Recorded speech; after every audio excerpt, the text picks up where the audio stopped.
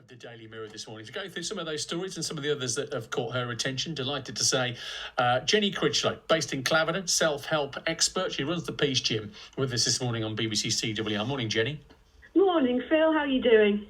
Jenny, I'm like many people this morning, feeling a little bit frustrated and trying to find some reason and rhyme through all of this madness. How about you?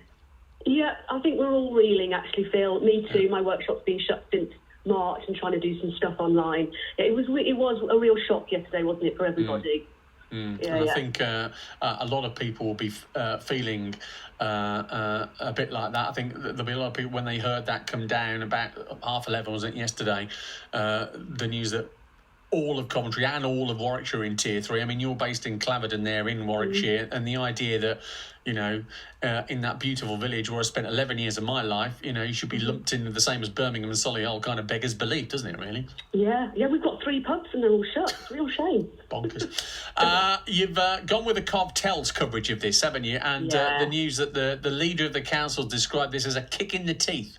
Yeah, because it was, and I've been thinking a lot, Phil, about how to approach this today, because normally I do a real positive thing and here's how we can all feel better. And I was thinking, you know what, that's probably not going to be what we all want to hear. And I did think it was probably a good opportunity for us just to talk about how we deal with feelings, because we're all feeling pretty difficult, if you like, challenging and downright horrible feelings, and there's some real despair and what have you. And one of the things I thought I should say, because it's useful, is that we aren't taught as humans how to deal with these difficult feelings. When we're children, we're sort of taught that, well, even as adults, we're taught there's sort of like bad feelings and good feelings. And the bad feelings are bad and shouldn't be there. And the most amazing thing about feelings is they are there. If we're feeling despair and bitterness and anger, we're feeling them. And we're taught to stuff them down and pretend that we're feeling differently than we are. Try and block them out in some way, rather than actually understand that we're feeling that and just let the feeling sit with you for a bit and actually, go, I am feeling like that, and I'm not going to depress it. I'm not going to try and stuff it away somewhere where it's just going to eat away in my subconscious, but actually to, express it, first of all, understand it, let it come out loud, but then also try and, find a way, I guess, Jenny, of managing that. Yeah, absolutely. I mean, the actions we can do from difficult feelings are destructive, but feelings aren't destructive unless we stuff them down. When there's a point at which someone's eaten all the digestives and you're really, really angry at them for no reason. It's because that's anger that's been stuffed down and we haven't expressed, and it will find an opportunity to spike out. When we're feeling anger, we can go and punch a pillow, anything to allow it to be, but not labelling it as something you shouldn't have. All the feelings you're feeling right now are completely valid. There's room for all of it. And then you become much more compassionate about where you are with yourself. Well, the idea that you brought that back to biscuits, I think, should be giving you some credit, Jenny. Absolutely. And we'll get another bourbon on. My son ate all the bourbons last night, so I know exactly what you described there. I'm going for a Garibaldi here. Are you? Bring it on. The Guardian's next, bringing some joy as early as possible. One of my neighbours got their Christmas tree up already, got their lights out the front. So a lot of people doing this. Yeah, absolutely. And this is how wonderful we are as humans. Don't forget, we are resilient and we're resourceful and we'll find a way. And one of the things we're doing is putting the blooming Christmas trees up, anything to make it better.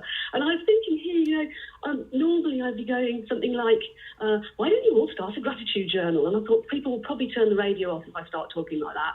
Is anything to get you through. So as we said, this is a biscuit theme one, I think, this morning. Eat the biscuits, eat the chocolate, decorate for Christmas, full permission to treat yourself as indulgently as you can.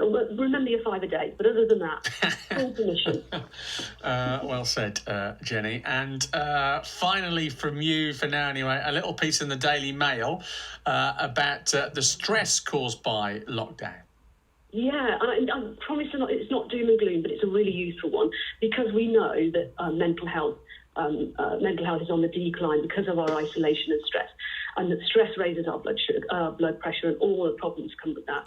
And it is the only lectury bit of this one, I promise you, Phil, is that this moment now is a perfect moment to learn to meditate. Sorry, everybody, don't turn your radios off. It is a really useful thing to know how to do. And it's Why?